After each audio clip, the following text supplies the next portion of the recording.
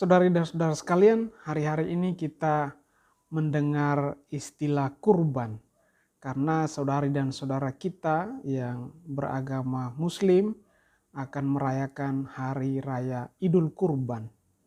Dan kita tahu bahwa di dalam tradisi agama-agama Abrahamistik, praksis kurban merupakan suatu bagian yang sangat penting, sangat sentral dalam ritus agama-agama Abrahamistik, agama Yahudi, agama Kristiani, dan agama Islam.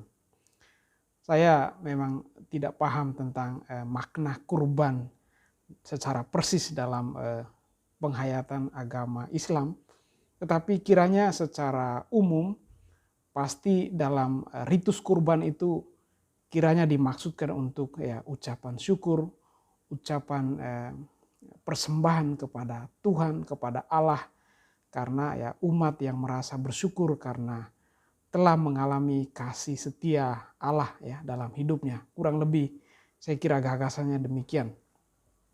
Tetapi saya ingin juga merefleksikan momen ini berkaitan dengan refleksi tentang kurban ini dari sudut pandang iman Kristiani. Saya sebagai orang yang beriman Katolik dalam hal ini. Dan saya pernah menulis artikel ini di blog pribadi saya dalam bahasa semi populer. Maka saya pada kesempatan ini mau membacakan, merefleksikan tulisan ini bertepatan dengan saat kita merefleksikan apa makna kurban itu Memang dalam tradisi agama-agama istilah kurban tadi menunjukkan ritus ucapan syukur manusia kepada yang adikodrati Allah sendiri Tuhan, atau juga mungkin agama-agama yang mengakui tentang dewa-dewi mereka mempersembahkan kurban. Dalam agama-agama tradisional kita tahu juga sangat kental dengan ritus mempersembahkan kurban Dalam ritus tersebut ada materi tertentu yang dipersembahkan sebagai ungkapan syukur Misalnya hewan sembelihan dan tujuan dari ritus itu ialah tidak lain dan tidak bukan puji dan syukur manusia atas kebaikan Tuhan yang telah manusia alami.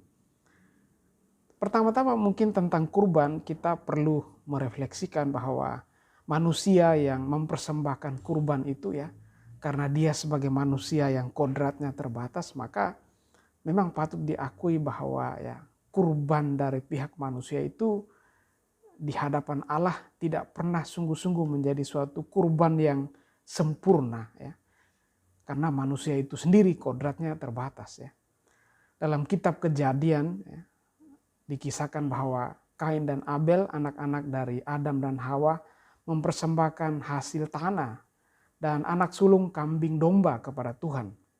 Persembahan Habel diindahkan Tuhan, sedangkan persembahan Kain tidak diindahkan Hati Kain menjadi sangat panas mukanya menjadi muram. Kain jatuh dalam dosa iri hati Ia lalu membunuh adiknya Kain mempersembahkan kurban namun hatinya tidak tulus.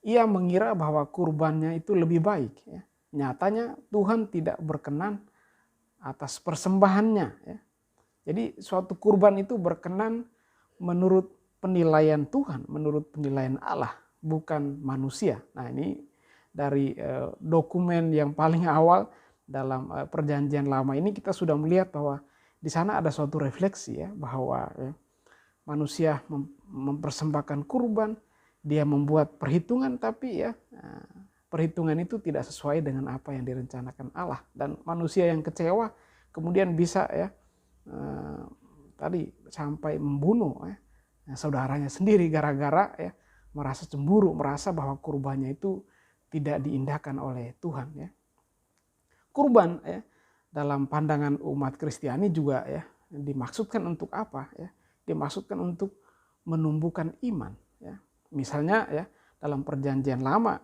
diceritakan tentang Abraham yang memiliki seorang anak, Ishak, anak yang tunggal yang sudah sekian lama dinanti-nantikan. Dia meminta kepada Tuhan supaya diberi keturunan Dan menarik bahwa pada suatu saat Tuhan meminta supaya Abraham mempersembahkan anaknya yang tunggal itu, Ishak ya. Ambillah anakmu yang tunggal itu yang engkau kasihi, yakni Ishak, pergilah ke tanah Moria dan persembahkanlah dia di sana sebagai kurban bakaran pada salah satu gunung yang akan kukatakan kepadamu ya. Suatu permintaan yang kedengarannya absurd ya. Anak tunggal, anak yang sudah lama dinantikan, malah sekarang ya oleh Tuhan diminta menjadi kurban ya. Namun kita tahu bahwa Abraham kemudian ya melakukan itu ya. Dia sebetulnya tidak mengetahui apa tujuannya ya. Tetapi ya dia percaya ya bahwa Tuhan mempunyai tujuan tertentu ya. Dan di sana kita tahu bahwa ya menurut para ahli kitab suci ya Tuhan mau menguji iman Abraham ya. Ia sendirilah yang menyediakan hewan kurban ya. Tapi ya dia ingin lihat, ya ingin tahu bahwa ya Abraham sungguh-sungguh menunjukkan imannya yang personal ya pada Allah, pada Yahweh. Dan kemudian terbukti bahwa Abraham mau setia. Abraham melakukan apa yang dikehendaki oleh Tuhan. Dan Tuhan sendiri menyediakan ya kurban persembahan ya berupa hewan ya. Nah, jadi iman yang harus bertumbuh di sana ya. Kurban harus berdampak pada ya motivasi iman kita, pada ya kualitas hidup beriman kita ya. Kurban bukan hanya untuk ya untuk ditampilkan, bukan hanya untuk dipamerkan ya. Kurban pertama-tama dimaksudkan untuk ya mau menunjukkan bahwa orang yang mempersembahkan kurban itu mempunyai kualitas iman yang sungguh teruji ya. Dan dari segi ya, pandangan perjanjian lama juga kurban itu sebagai tanda syukur ya. Syukur yang terus menerus ya diungkapkan kepada Allah, kepada Yahweh ya. Dalam kitab Keluaran pasal 12 dikisahkan bahwa Tuhan menyuruh orang Israel mengadakan ritus kurban ya pada malam ketika mereka dibebaskan dari perbudakan di tanah Mesir ya. Orang Israel diperintahkan untuk memilih anak domba jantan, menyembeli atau mengorbankannya, mengoleskan darahnya pada tiang pintu rumah, memakan dagingnya dengan sayur pahit, lalu ya, menjalani amanat mengenangkan Paskah secara turun-temurun ya. Diceritakan secara turun-temurun kepada anak cucu mereka bahwa ya Tuhan telah membebaskan mereka dari perbudakan Israel. Mereka terus-menerus bersyukur atas peristiwa pembebasan itu ya. Dan ritus makan Paskah bagi orang-orang Yahudi adalah ritus ya syukur ya atas pembebasan yang sudah ditunjukkan oleh Allah pada nenek moyang mereka. Jadi selalu demikian ya bahwa ada ritusnya, ada hewan kurban yang dipersembahkan, tetapi juga ada tujuan yang dimaksudkan yang paling utama ya, yaitu pada orang yang beriman itu ya bahwa ucapan syukur itu ya sungguh-sungguh sebagai ungkapan iman kepercayaan dia pada tindakan Allah. Kalau kita membahasakan dengan kata lain, kalau kita orang-orang modern sekarang ya melakukan ritus kurban ya, kiranya ya kita bisa mengatakan bahwa kurban itu kalau dilihat pada maknanya yang asli itu ya pasti bukan bisnis ya. Nah, bisnis itu mentalitas kita ya, manusia modern ya. Nah, sedangkan dilihat dari ritus awal itu ya tujuannya adalah ya menumbuhkan iman ya, ucapan syukur ya. Jadi ucapan syukur orang Israel kuno itu ya merupakan warisan yang berpusat pada keyakinan mereka bahwa Allah itu selalu setia pada janjinya ya. Yang disyukuri dalam ritus ini ialah kerahiman Allah ya dalam wujud tanah, berkat, keturunan ya. Warisan ini didasarkan pula pada petunjuk dalam kitab Ulangan ya.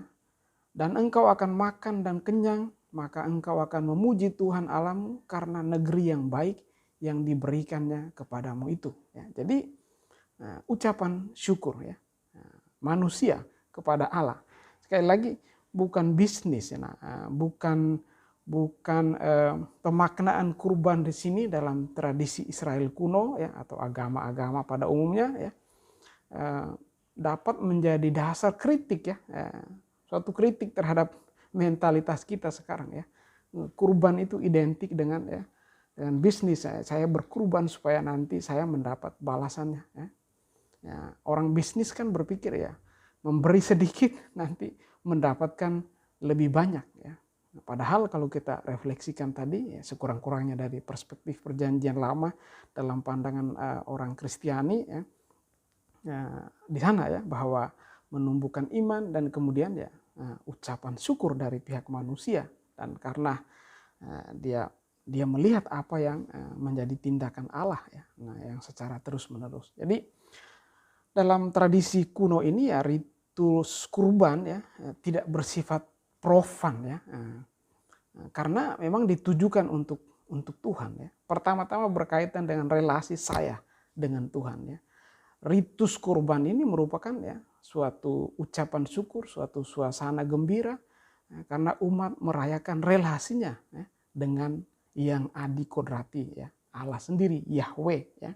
Dalam hal ini tadi ya, belum ada mentalitas untung rugi ya, seperti kita sekarang ya, katakanlah ya.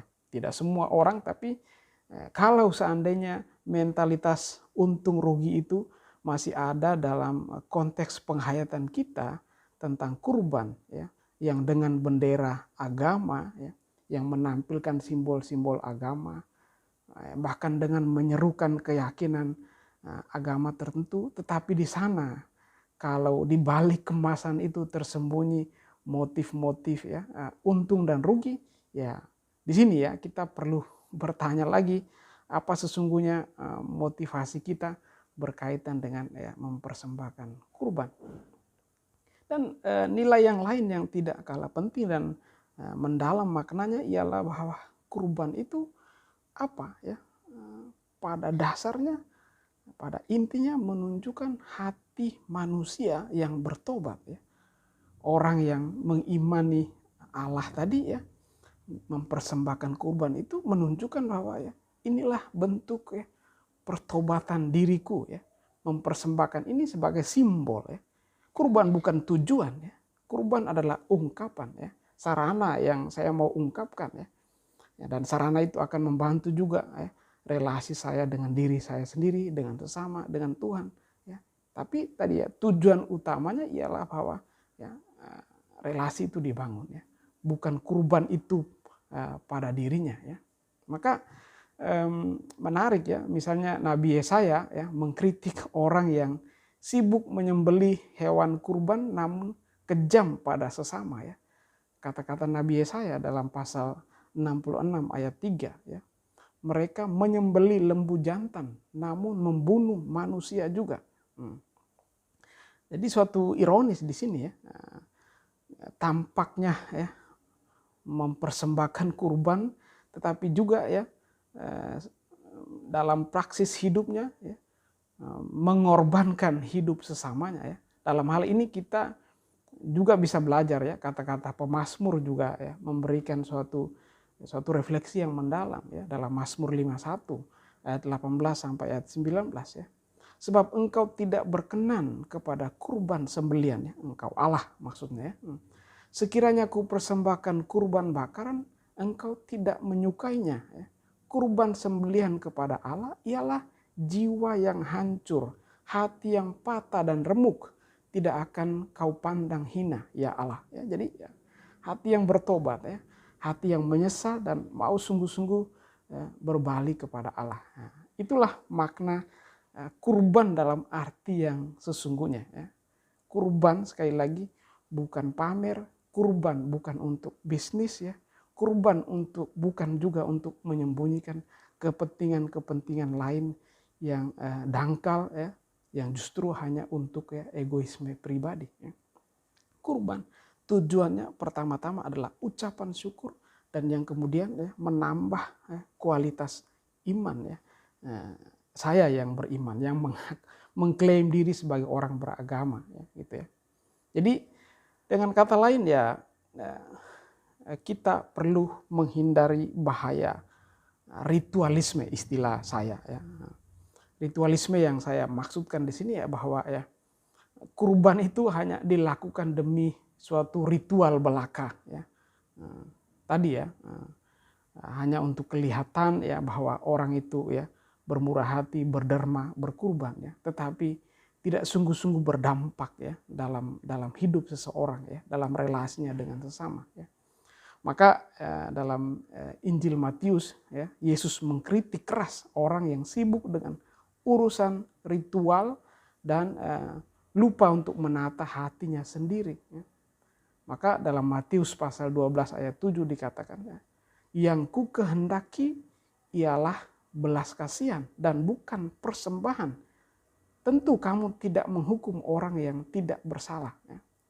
Jadi yang dikehendaki oleh Tuhan itu ya hati kita ya. Bahwa ada materi, ada simbol, ada ritus yang dilakukan itu penting ya. Tetapi jangan lupa bahwa semua itu bukan menjadi tujuan ya. Tujuannya ialah bahwa saya mempersembahkan ya makna kurban dalam arti sesungguhnya. Saya sacrifice my life, my heart ya kepada Tuhan gitu ya. Jadi jangan sampai ya, kita jatuh dalam ritualisme, hanya bermain dengan simbol belaka, ya, dengan materi belaka, tetapi ya tidak sampai pada pemaknaan yang sesungguhnya. Ya. Maka menurut pandangan orang-orang Kristiani, ya, kurban itu pada akhirnya apa? Ya, harus menjadi suatu kurban kasih, ya, cinta kasih sesungguhnya di situ. Ya. Dan di situ ya kita belajar dari Yesus sendiri pada akhirnya ya. Seluruh hidup Yesus adalah ya kesaksian tentang kasih Tuhan yang mendatangkan ya, keselamatan. Ia sendiri menunjukkan bahwa ya hidupnya adalah suatu pemberian diri yang total bagi Tuhan. Ya.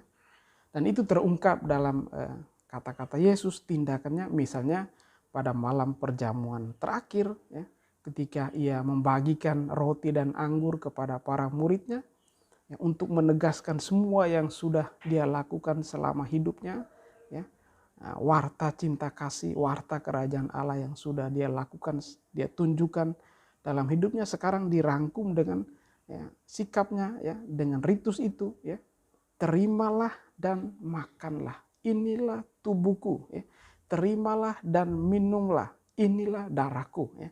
Yesus sungguh-sungguh mempersembahkan bukan lagi sesuatu, melainkan dirinya sendiri. Ya. Lalu kemudian ya Yesus mengajak para muridnya untuk terus melakukan, ya, meniru teladannya, ya, melakukan ya, juga tindakan cinta kasih yang sungguh-sungguh sebagai ya, inti dari pewartaan tentang cinta kasih itu. Lakukanlah ini sebagai kenangan akan daku. Ya. Jadi kita memaknai apa itu kurban dan semoga kurban persembahan yang kita lakukan sebagai ritus agama kita sungguh-sungguh membawa makna ya, berdampak dalam hidup kita, dalam relasi kita dengan sesama, dalam kecintaan kita pada lingkungan di sekitar kita ya, pada bumi yang telah memberikan kehidupan dan bukan hanya sebagai suatu ritualisme belaka ya. Bukan hanya sebagai suatu simbolisme belaka ya, yang menyembunyikan ya motif-motif dangkal demi kepentingan kita sendiri.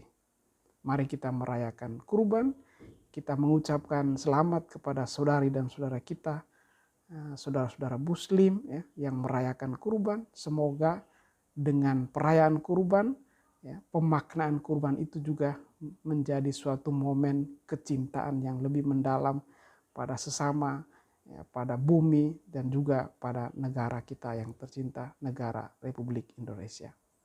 Tuhan memberkati kita semua. Salam kasih.